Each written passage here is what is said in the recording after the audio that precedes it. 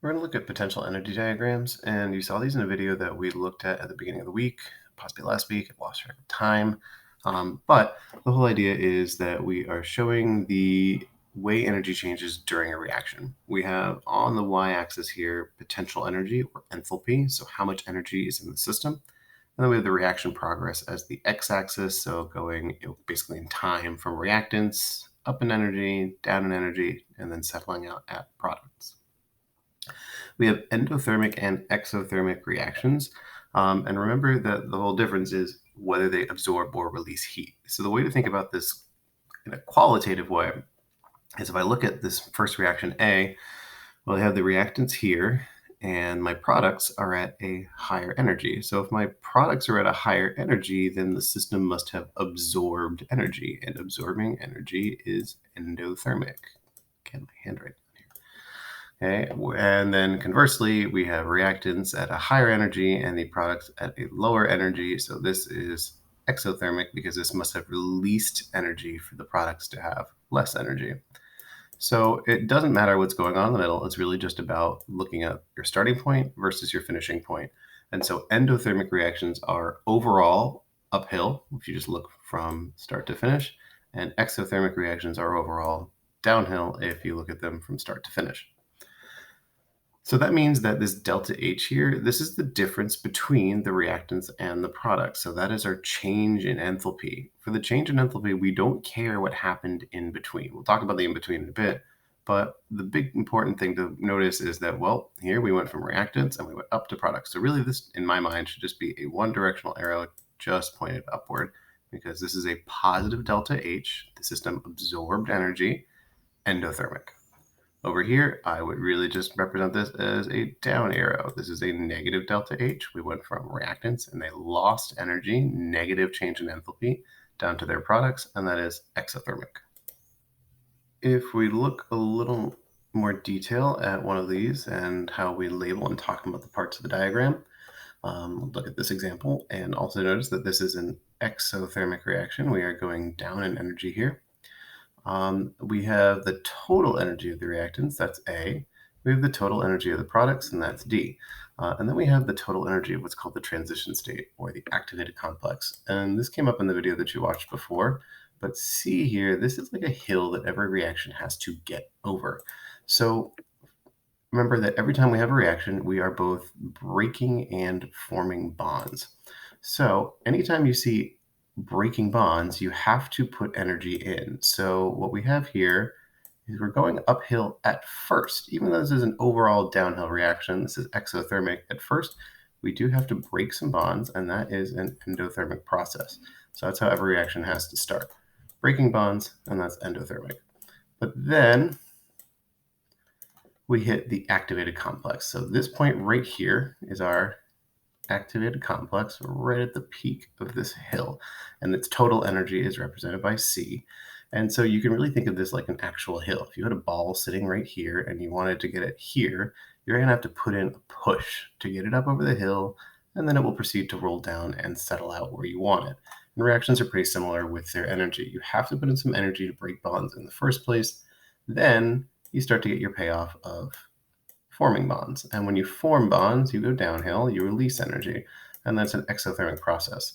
And so remember that the whole reason that some reactions are endothermic and some are exothermic is just about which of these is bigger. Is it bigger going uphill or bigger going downhill? All reactions are going to do both, but it is a matter of which one is more. So, well, C is the total energy of the activated complex. Most of what we care about is called the activation energy, or energy of activation. That's B. And that is basically how much energy do we have to put in to actually get over that hill. The reactants here have an A amount of energy. The reactants already have this much energy to start with. So they're starting up here, and so B is what we have to add to the reaction to get it up to the top of this hill and make the reaction proceed. If we add less energy, it's again just like a ball going up a hill. If you only push it enough to get it up to here, it's going to roll right back down. And same with the chemical reaction. You have to put in the full B, here in this case, worth of energy to get it here, and then we'll continue and settle out as products. So let's look at an example that actually includes numbers. because the numbers are going to be important. So energy, remember I mentioned the other day, is measured in a couple different units, but typically kilojoules, kJ, lowercase k, capital J. So looking at this reaction, first question is it endothermic or exothermic? And remember that when we are asked a question like that, we only care about where did we start and where did we end. If we overall went downhill, that is exothermic because we released energy. If it's overall uphill, it is endothermic because we absorbed energy. And as you can see, our reactants here have 40 kilojoules of energy, and our products only have 20 kilojoules of energy, so they must have released energy. If you released energy, then that must be an exothermic reaction. So that is exothermic. Heat went out. We're also asked what is the potential energy of the reactants. So the reactants right here are A and B, and that is 40 kilojoules. We want to make sure we have units on our numbers. The value of the delta H. So delta H is the only number that you're going to see that can be positive or negative, and that is important. A couple ways to remember this. First of all, exothermic is always a negative delta H, and endothermic is always a positive delta H. You can also think of it basically as really qualitatively ask yourself, how much did this change? Well, if I went from 40 to 20, then the change was negative 20. It went down by 20. So if I went down, that's negative, and I went down specifically by 20, so that would be negative 20 kilojoules. We're asked what the activation energy is. We should maybe actually look at E first, the potential energy of the activated complex. So activated complex or transition state is the peak of the graph, the hill you have to get over. So 100 kilojoules is the potential energy of this activated complex that we have to get over. So 100 kilojoules. Activation energy is just how much do I have to add? I already start with 40. A and B already have 40 kilojoules of energy. So to activate them, I don't have to add 100. They're already 40 of the way up. I just have to add 60 more to get them to the top of that hill. So 60 kilojoules of energy would be the activation, and that will get these right up to the top and allow the reaction to proceed. If I add 50 kilojoules of energy, that's not enough. We will not get over the hill, and we'll roll right back down. One feature about reactions that we haven't really talked about is that reactions are reversible. So when you see one of these diagrams, a lot of the times people talk about the forward reaction and the reverse reaction. So when we talk about the forward reaction, that's just basically everything I've just shown you. You're reading left to right the same way that you would read a book, so, or at least in English. So we have K here. This is the reactants. This is where we start. We go on a little journey over the hill, and we end at M. So that would be our forward reaction. K yields M. But we could also read this backwards from right to left and reverse the reaction, because this can be done. You can see there's a bigger hill to go up if you go backwards. But the reverse reaction would be going from M up the hill and to K. So we want to be able to compare both the forward and the reverse reactions, and I'm going to do that with both the letters up here and some numbers. So if I look at the forward reaction, well, the forward reaction, I'm starting here at 345 kilojoules, and I'm ending down here at 175 kilojoules. And so that is an exothermic reaction. So going forward, we released energy. And it could have been, and I don't know why all my examples are right now are exothermic, but anyway. But the reverse reaction is the opposite. If we are starting here at 175 and going backwards, then we're ending at a higher energy. We went from 175 to 345. So this must have absorbed energy, and that's endothermic. That's not where I'm supposed to type it. Wow.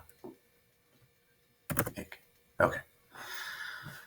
Okay, so the reactants and the products, that's something that, again, when we say reactants and products, we're always sort of just assuming the forward reaction. So if I'm just looking at this in the forward sense, I started with these Ks, which were at 345 kilojoules, and I'm ending at M, which was 175 kilojoules. But if I'm looking at the reverse reaction, then it's the opposite. My reactants is where I'm starting, and I'm starting at the right side. So here it's the opposite. I have my M is my starting point, and K is my ending point. Delta H for the reaction That's how much the energy changes during the process. So if we are looking at our forward reaction, we started at 345 and we're ending at 175. Again, we don't care what happened in the middle. It's all about start to finish. So we went down. It is exothermic, so it needs to be a negative number. And then we just do 345 minus 175, and you'll get 170 kilojoules. The forward and reverse reaction will always be the same number with different sign, because here we are starting at 175 and ending at 345, so it is positive. And with delta H, we do tend to write the plus if it's positive, just because this is such an important deal, whether it is positive or negative. All these other numbers, they have to be positive. But with this, because it is a change, we really need to know if the reaction is going up in energy or down in energy. So we do tend to talk about delta H with a plus in front of it if it is positive. The activated complex for both of these is the same. They have to get over the same peak, and it's a little cut off here, and it's J up here at 515. So that right there is our activated complex. If you're going forward, that's the high energy unstable state. And if you're going backwards, that's the high energy unstable state. So in both cases, the activated complex is J, and it has 515 kilojoules of energy. And that is the same for both. Activation energy, and I think I forgot to mention that this is a common way that we abbreviate that a lot of people would say it out loud, as energy of activation. And so that, again, is how much do I have to put in order to get up over that hill. So for the forward reaction, you can see that that hill is not that big. We start already at 345. We just have to get up to that 515. So 515 minus 345, we only have to get up over 170 kilojoules. Why is that the same number? Okay, so 170 kilojoules for the activation energy. 515 minus 345. For the reverse reaction, we have a much bigger hill to get over. We are starting way down here at 175. So now we're doing 515 minus 175. So that is a big activation energy of 340 kilojoules. So the process is the same in both the forward and reverse. You just remember that with the reverse, you are reading it backwards, right to left, and with the forward, you're reading it from left to right.